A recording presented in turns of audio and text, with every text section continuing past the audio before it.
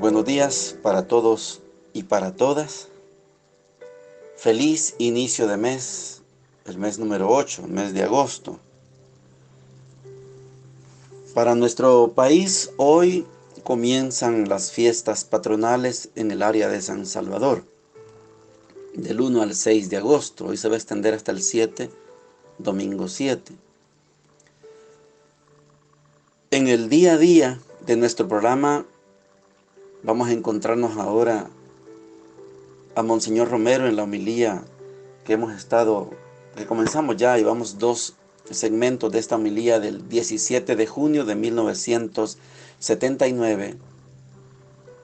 Ya estudiamos a Monseñor en la introducción y también en el primer tema de los 3 pensamientos que él se propuso y desarrollar y ha desarrollado en esta homilía. Son los siguientes. El primero, la Eucaristía, plenitud y cumplimiento de las alianzas antiguas. Y creo que queda bien claro que las demás alianzas, tanto la de Noé con su arca, la de Abraham y la de Moisés, solo se entienden como figura de una alianza única y definitiva que fue la alianza de Jesús, la nueva alianza y definitiva alianza. Entonces la Eucaristía es plenitud y cumplimiento de esas alianzas. El segundo pensamiento de esta homilía es la Eucaristía, principio y signo del reino de Dios presente entre los hombres. Y esto es lo que va a desarrollar Monseñor el día de hoy. Nos va a quedar pendiente la Eucaristía, inspiración y fuerza. Siempre acuérdense que estamos en la fiesta del Corpus Christi de 1979, por eso los 3 pensamientos tienen que ver con la Eucaristía. Pero Monseñor aprovecha estas palabras, esta coyuntura, para poder dejar claro cuál es la postura de la Iglesia y qué trabajo es el que hace la Iglesia, para que no exista eso de los comentarios, si Monseñor es comunista, si ya traicionó al segmento y se ha convertido para otro bando. Monseñor no tiene nada que ver con bandos, él lo aclara desde un principio. Dichosos y dichosas aquellas personas que, conociendo a Monseñor, saben que Monseñor fue completamente pastor, que no tuvo nada que ver con ideologías, ni con tendencias, ni con situaciones particulares. Entonces vamos a iniciar el estudio del segundo pensamiento, la Eucaristía, principio y signo del reino de Dios entre los hombres. Oigamos a Monseñor. Por eso digo en mi segundo pensamiento que la Eucaristía es principio y signo del reino de Dios ya presente entre los hombres.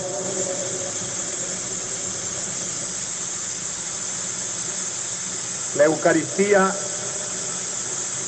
toma la misma base que tomó Moisés cuando Cristo, víspera de la muerte en que va a derramar su sangre, nos deja en el cáliz esa sangre que se va a derramar el Viernes Santo. Esta es mi sangre, sangre de la alianza.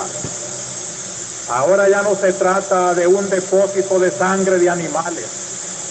Se trata de mis propias venas de hombre Dios, que va a darse en holocausto por el mundo.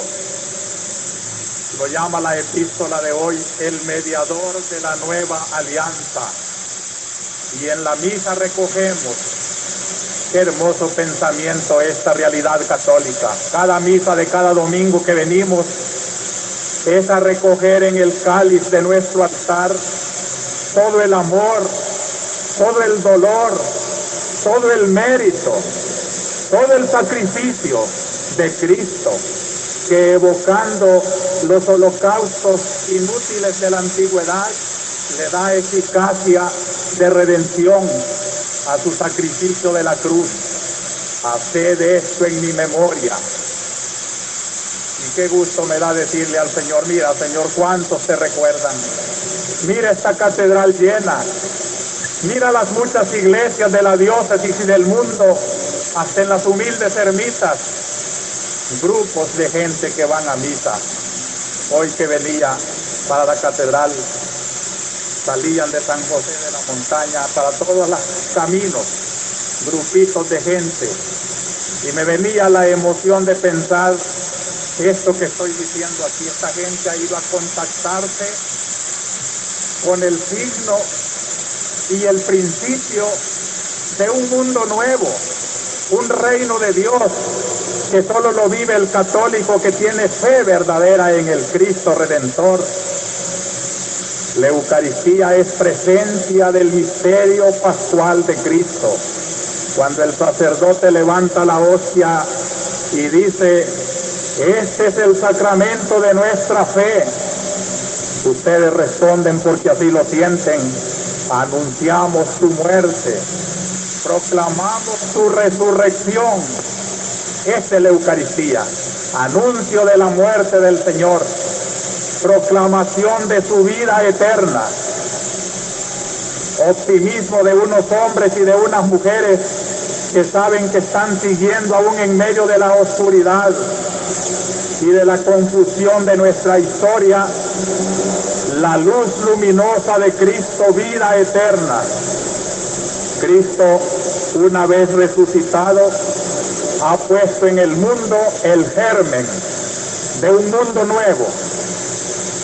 Y todos aquellos que rodean ese germen, que se llaman la Iglesia, dice el Concilio Vaticano II, podrá ser que no sean la mayoría de la humanidad, pero a ese grupito en torno de Cristo le cabe el honor seguro de ser germen de unidad y de salvación para el mundo entero. En este momento yo siento la conciencia de que ustedes y yo estamos tomando fuerza, energía de ese núcleo de salvación y de unidad. Cuando salimos de misa, debemos de salir como bajó Moisés del Sinaí, con su cara luminosa, con su corazón valiente, a enfrentarse a las dificultades del mundo. Decía un santo padre, como leones que han comido fuego. Qué hermoso sería una comunidad cristiana de leones que han comido fuego y van al mundo alimentados con este fuego de amor que es Cristo, no para esconder cobardes una fe, sino para exhibirla como la única salvación. Esta es la verdad, lo demás es mentira. Esta es la justicia, lo demás es deshonor, es injusticia. El cristiano lleva la seguridad de Cristo y es germen de salvación. Si hay esperanza de un mundo nuevo, de una patria nueva, de un orden más justo, de un reflejo del reino de Dios en nuestra sociedad, hermanos, ténganlo por seguro, son ustedes, los cristianos, los que van a hacer esa maravilla del mundo nuevo. Pero cuando todos seamos de verdad comunicadores de esta vida que venimos a recibir en la Eucaristía de nuestra misa dominical. Este es el germen que transporta transformará al mundo. Por eso es aquí, hermanos, donde yo insisto que una predicación, una vivencia cristiana en San Salvador en 1979, siendo la eterna vivencia cristiana de Moisés y de Cristo y de los apóstoles, tiene que ser como la de ellos, propia de su propio ambiente, en su propio tiempo. Me da lástima pensar que hay gente que no evoluciona. Hay gente que dice todo lo que ahora hace la iglesia está malo porque no es como cuando nosotros lo hacíamos cuando éramos niños. Y recuerdan su colegio y quisieran un cristianismo estático como museo de conservación. No es para eso el cristianismo ni el evangelio. Es para ser fermento de actualidad y tiene que denunciar no los pecados de los tiempos de Moisés y de Egipto, ni de los tiempos de Cristo y de Pilatos y de Herodes y del Imperio Romano. Son los de hoy aquí en El Salvador los que les toca vivir el marco histórico, este germen de santidad y de unidad. Tenemos que vivirlo aquí en la tremenda realidad de nuestro pueblo concreto. ¿Cuál es nuestra comunión eclesial?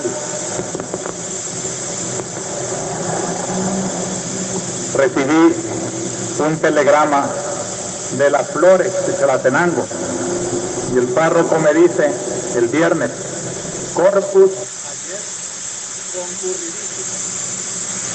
todo orden, devoción, a pesar tanto revoltijo político.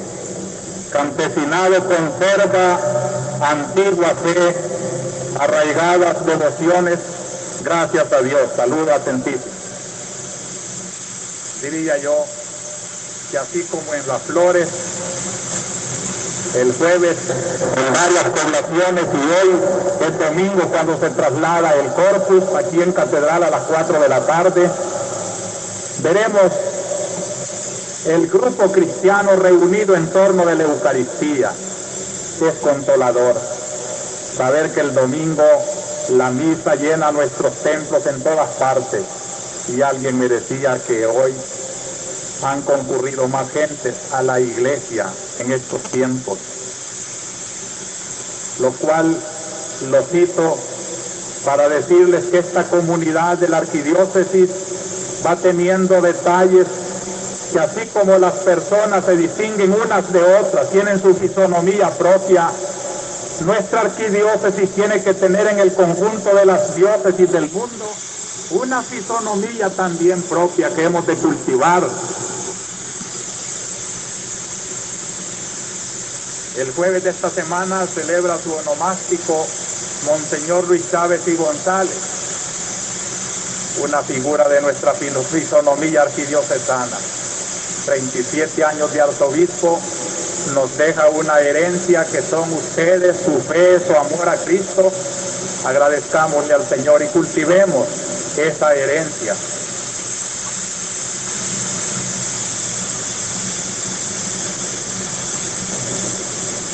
Aquí en esta comunidad de la arquidiócesis, ayer murió un querido sacerdote, párroco de la diócesis de Santiago de María, el padre José Abdón Arce, que va a ser enterrado hoy, esta tarde, en Jucuapa.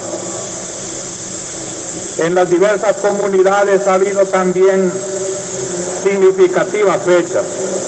En San José de la Montaña se está habiendo una renovación del gobierno parroquial. Queremos darle a esa parroquia un sentido de seminario y de vocaciones. Queremos que todos nos ayuden a dar un rumbo más diocesano, más eclesial a la parroquia de San José de la Montaña, como lo vamos a decir después. En la parroquia de la Divina Providencia, Colonia Atlacat, el domingo pasado, celebramos la fiesta patronal. La iglesia estaba repleta, tuve la oportunidad de explicar el sentido providencial de la vida. No pereza ni pasivismo, sino colaboración con Dios, que es providente y guía al mundo, pero contando con los hombres. En Soyapango celebramos la fiesta de San Antonio y también el mensaje, actualizando el mensaje de un santo de la Edad Media como es San Antonio, lo que sería hoy un santo que según sus estudiosos supo hablar la verdad difícil de su tiempo. En la colonia Morazán, una zona pobre, marginada, trabajan las religiosas de la Asunción y allí me dieron el gusto maravilloso de una confirmación de jovencitos. ¡Qué juventud! Después de una preparación catequística y un retiro espiritual, a recibir el Espíritu Santo con un propósito de ser instrumentos dóciles del Espíritu de Dios en el mundo. Hasta aquí vamos a llegar con este segmento. Les pido disculpas por el audio porque así está la homilía, sube, baja, es difícil, ¿verdad? Pero lo importante es que el mensaje está llegando, el mensaje de Monseñor es claro. Hay uno de los pensamientos que solo se los quiero subrayar, que decía Monseñor: me da lástima pensar que hay gente que no evoluciona. Hay gente que dice todo lo que ahora hace la iglesia está malo porque no es como cuando nosotros lo hacíamos cuando éramos niños y recuerdan su colegio y quisieran un cristianismo, dice, y quisieran un cristiano estático como museo de conservación. Y lo subraya Monseñor: no es para eso el cristianismo, ni el evangelio es para ser fermento de actualidad. Y dice, tiene que denunciar no los pecados de los tiempos de Moisés y de Egipto, ni los tiempos de Cristo y Pilatos y de Herodes y del Imperio Romano. Son los pecados de hoy, aquí en El Salvador, los que les toca vivir el marco histórico. Este germen de santidad y de unidad tenemos que vivirlo aquí, en la tremenda realidad de nuestro pueblo concreto. ¿Cuál es nuestra comunión eclesial? Me gusta eso porque hay personas que se quedan solo repitiendo lo que pasó allá. Hemos hablado de las alianzas, sí, allá, pero no damos el salto para llegar a la nueva alianza. Mañana continuamos, primero Dios, con este mensaje de la homilía del 17 de junio de 1979. Nos encontramos en la segunda parte de su programa, La Misión del Evangelio.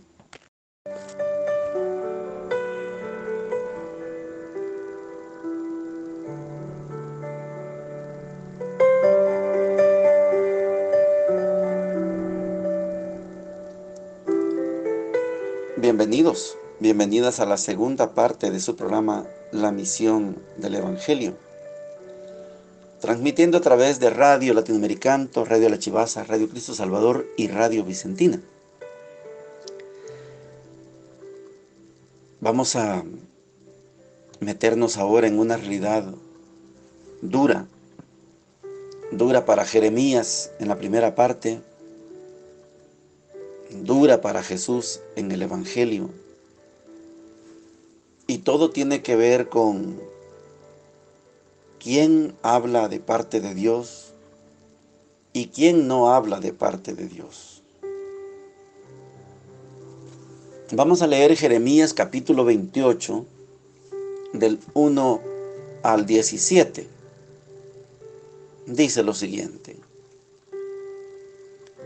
al principio del reinado de Sedecías en Judá, el mes quinto, Ananías, hijo de Azur, profeta natural de Gabaón, me dijo en el templo, en presencia de los sacerdotes y de toda la gente: así dice el Señor de los ejércitos, Dios de Israel: rompo el yugo del rey de Babilonia. Antes de 2 años devolveré a este lugar todo el ajuar del templo de Nabucodonosor. Rompo el yugo del rey de Babilonia. Antes de 2 años devolveré a este lugar todo el ajuar del templo que Nabucodonosor, rey de Babilonia, cogió y se llevó a Babilonia. a Jeconías, hijo de Joaquín, rey de Judá, y a todos los judíos desterrados en Babilonia, yo los haré volver a este lugar, oráculo del Señor, porque romperé el yugo del rey de Babilonia. El profeta Jeremías respondió al profeta Ananías, en presencia de los sacerdotes y del pueblo que estaba en el templo. El profeta Jeremías dijo: amén, así lo haga el Señor. Que el Señor cumpla tu profecía, trayendo de Babilonia a este lugar todo el ajuar del templo y a todos los desterrados. Pero escucha lo que yo te digo a ti y a todo el pueblo. Los profetas que nos precedieron a ti y a mí desde tiempo inmemorial profetizaron guerras, calamidades y epidemias a muchos países y a reinos dilatados. Cuando un profeta predecía prosperidad, solo al cumplirse su profecía era reconocido como profeta enviado realmente por el Señor. Entonces, Ananías le quitó el yugo del cuello al profeta Jeremías y lo rompió, diciendo en presencia de todo el pueblo: así dice el Señor, así es como romperé el yugo del rey de Babilonia que llevan al cuello tantas naciones antes de 2 años. El profeta Jeremías se marchó por su camino. Después que el profeta Ananías rompió el yugo del cuello del profeta Jeremías, vino la palabra del Señor a Jeremías: ve y dile a Ananías, así dice el Señor, tú has roto un yugo de madera, yo haré un yugo de hierro, porque así dice el Señor de los ejércitos, Dios de Israel. Pondré yugo de hierro al cuello de todas estas naciones para que sirvan a Nabucodonosor, rey de Babilonia, y se le someterán, y hasta las bestias del campo le entregaré.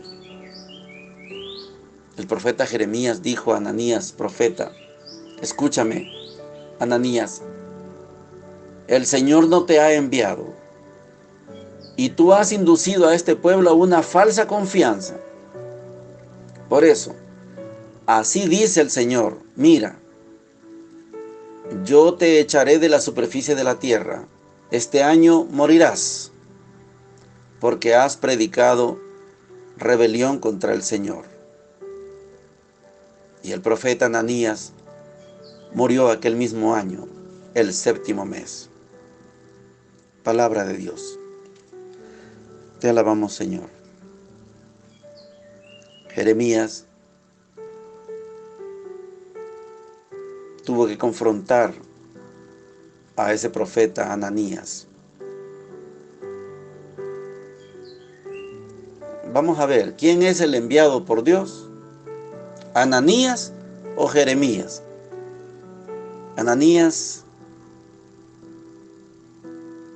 era un profeta de los que llamamos profetas de la corte, profetas cortesanos.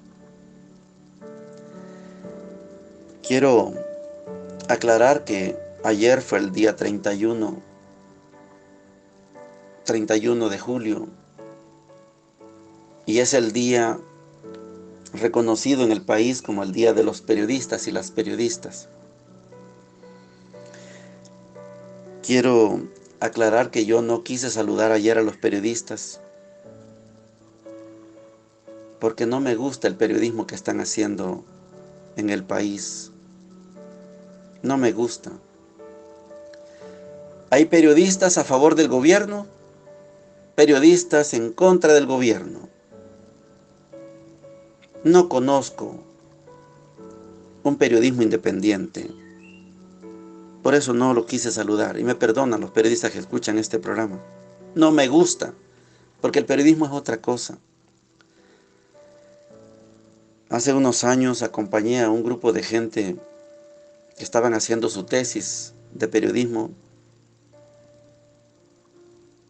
y quedó en su tesis una palabra que aprendimos en Guatemala que se llama evidencia.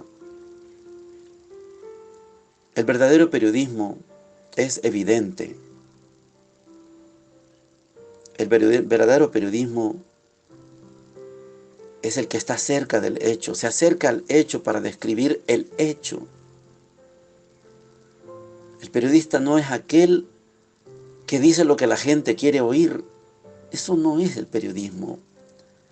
El buen periodismo se mide por la evidencia, por el estar cerca del hecho, por describir el hecho, por informar. No por transmitir lo que el gobierno quiere decir, no por transmitir lo que la oposición o el imperio de los Estados Unidos quiere decir. Eso no es periodismo. Esto que está pasando con el profeta Ananías es lo mismo que estoy describiendo de los periodistas y de las periodistas. Ananías sabía que el pueblo quería escuchar palabras bonitas, bonanza. El rey Jeconías también quería escuchar palabras bonitas. Pues esas palabras bonitas es la que decía el profeta Ananías. Destruye el yugo que llevan Jeremías, porque Jeremías andaba con un yugo de madera, diciéndole: esto le va a pasar al pueblo, esto le va a pasar al pueblo, así va a estar el pueblo. Y Ananías viene y le rompe el yugo a Jeremías. Muy bien. En 2 años todo va a volver a la normalidad, decía Ananías. Jeremías se retira y escucha la palabra de Dios y le dice: ve a decirle al pueblo: ¿has destruido un yugo de madera? Pues hoy te doy un yugo de hierro. Esto es el profetismo y esto para mí es el periodismo. Decir las cosas que hay que decir. No decir las cosas que la gente quiere escuchar. Por eso para mí sigue siendo el modelo de periodista Monseñor Romero. Qué lástima que nuestros periodistas actuales no aprendan de Monseñor Romero. Monseñor Romero no era un periodismo a favor de uno y en contra del otro. No. Era descriptivo de la realidad. Y esta es la virtud de Monseñor Romero. Con ese periodismo me caso yo. Pero con el periodismo, el que está en contra y el que está a favor, eso no me interesa. No me describen el hecho. No me cuentan la verdad, porque no son evidentes. Porque ellos les dicen lo que tienen que decir. Vos decís que está bien el gobierno, vos decís que está mal el gobierno. Y ahí se perdió el periodismo. La verdad está ausente en muchos periódicos. El profeta Jeremías tiene que recibir la venia de Dios. Y le dice a Ananías: vos andás predicando cosas bonitas, pero esa no es la realidad. ¿Se acuerda que hemos dicho aquí que profeta es un verdadero analista de la realidad? No es uno que adivina el futuro. Ananías diciendo que en 2 años iba a acabar todo y que iba a regresar todo lo que ya Babilonia se ha llevado. Al contrario, se lo van a llevar a ellos, a Babilonia. Va a ser lo terrible para ese pueblo de Judá, la parte del sur, que se lo lleven a Babilonia. Y tendrás que esperar casi 50 años para que un nuevo emperador, Ciro, rey de Persia, provoque la destrucción de Babilonia, y por eso mismo sucede la liberación del pueblo de Israel. Pasará mucho tiempo, Ananías. Te vas a quedar con las ganas de que sean 2 años. Y este año vas a morir. Y se murió Ananías. Y Jeremías siguió predicando para el pueblo. La lectura del Evangelio de hoy está tomada de San Mateo capítulo 14 del 13 al 21 y dice lo siguiente. En aquel tiempo, al enterarse Jesús de la muerte de Juan el Bautista,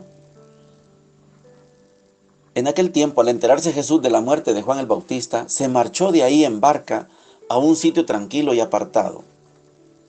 Al saberlo, la gente lo siguió por tierra desde los pueblos.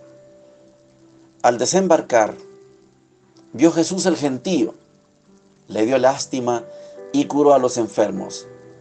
Como se hizo tarde, se acercaron los discípulos a decirle: estamos en despoblado y es muy tarde, despide a la multitud para que vayan a las aldeas y se compren de comer. Jesús les replicó: no hace falta que vayan, denles ustedes de comer.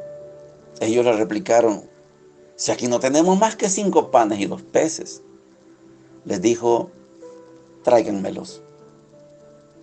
Mandó a la gente que se recostara en la hierba, y tomando los 5 panes y los 2 peces, alzó la mirada al cielo, pronunció la bendición, partió los panes y se los dio a los discípulos.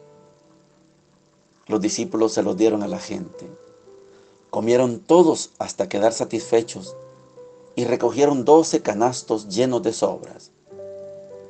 Comieron unos 5,000 hombres, sin contar mujeres y niños.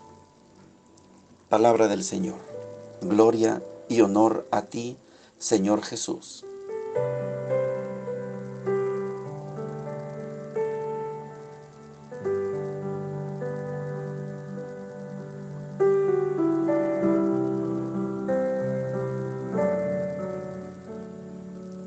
Hace muchos días quizás que no hacemos uso del recurso de la escena. ¿Se acuerda que en otros programas hemos dicho, metámonos a la escena? Hagamos el ejercicio hoy. Acompañemos a Jesús ahí, en esa tremenda realidad. Acaban de matar a Juan Bautista. Jesús quiere irse para estar solo. Se fue en una barca, buscó un lugar tranquilo y apartado, pero la gente lo siguió y se puso a enseñarles. Jesús curó a los enfermos. Se hizo tarde y la gente no había comido. Esta es la escena. Maestro, despide a la gente que vayan a buscar comida. Jesús le dice: denle de comer ustedes. Comienza el problema. Me voy a extender un poquito porque quiero que en esa escena de un Jesús que quiere descansar y que no lo dejan, en un Jesús que está curando, sanando, predicando, con unos discípulos preocupados por la comida de la gente, tenemos que recordar que cualquier milagro que Jesús hace es una señal del reino de Dios. Aquí hay un milagro. Ya hemos dicho en otra ocasión que no debemos ver a Jesús como un mago. Abracadabra, patas de cabra, que se hagan 5,000 panes. No, eso no es Jesús. Jesús levantó las manos,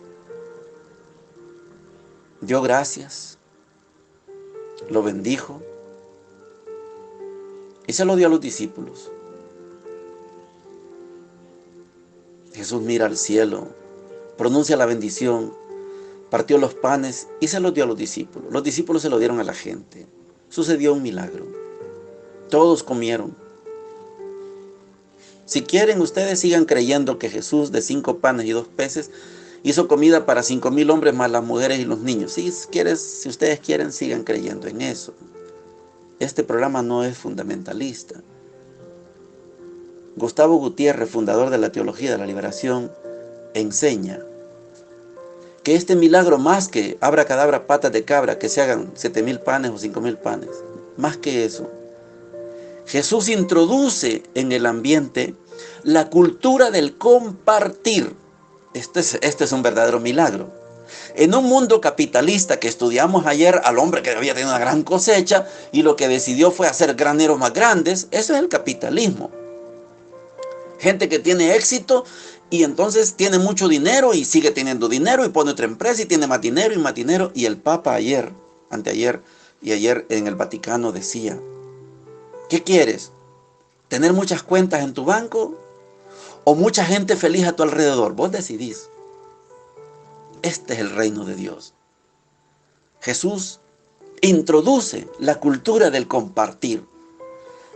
La comida alcanza para todos, pero unos comen más que otros porque no han aprendido a compartir. El dinero alcanza para todos, pero no lo compartimos. Por eso hay unos que se mueren de hambre y otros se mueren de gordos, de inflados, de hipertensos, de diabéticos, porque se hartan, no comen, se hartan. Y otros se mueren de hambre. La cultura del compartir es el verdadero milagro que estamos estudiando el día de hoy. Entró la cultura del compartir. Esto es el verdadero milagro. Más que abracadabra, patas de cabra, que se hagan 7,000 panes. Ese no es Jesús.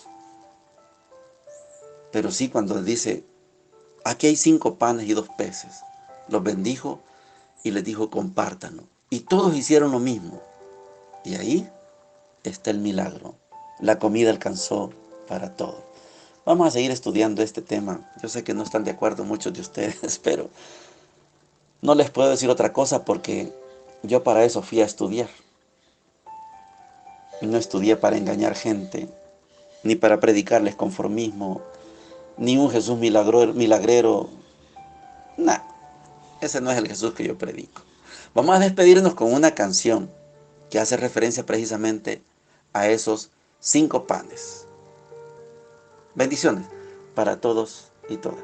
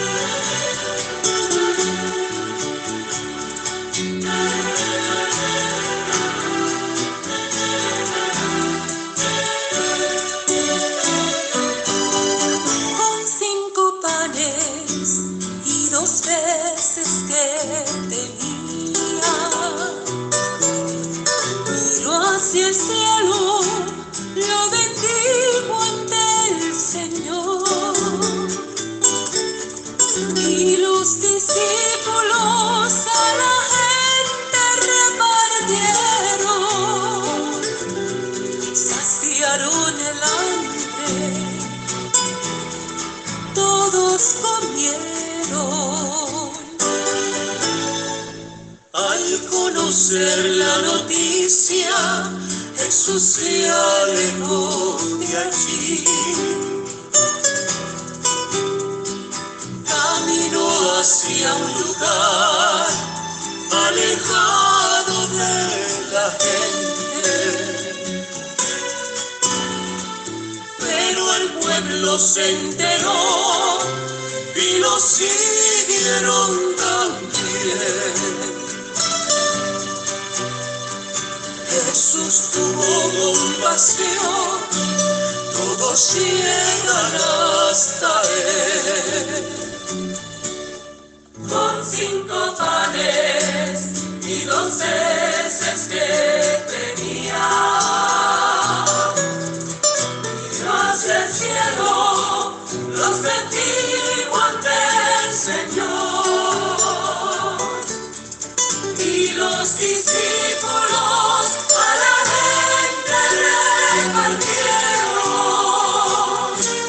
saciaron el hambre, todos comieron. Desesperados con hambre, la gente se retiraba. Ustedes son mis discípulos, ofrézcanle de comer. Al mandato que Dios hizo, respondieron con tristeza. 5 panes y 2 peces, de comer solo nos queda.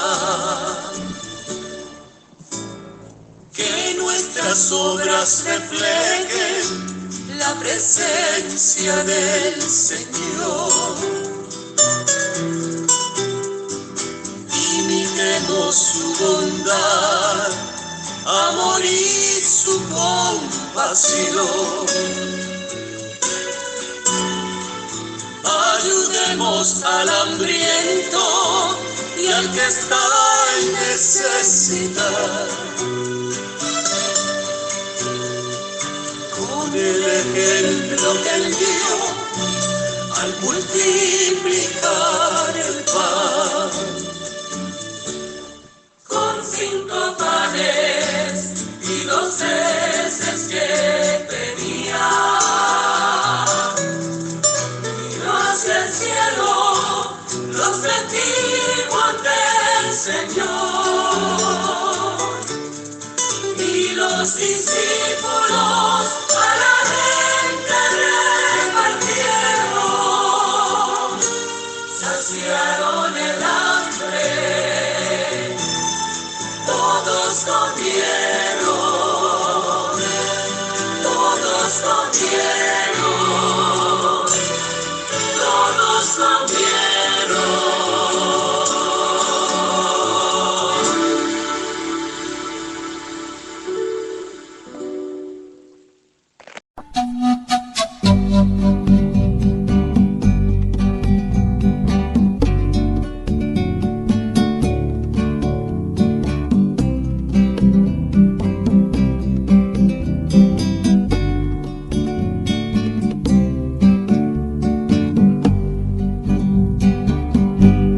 Papá Monse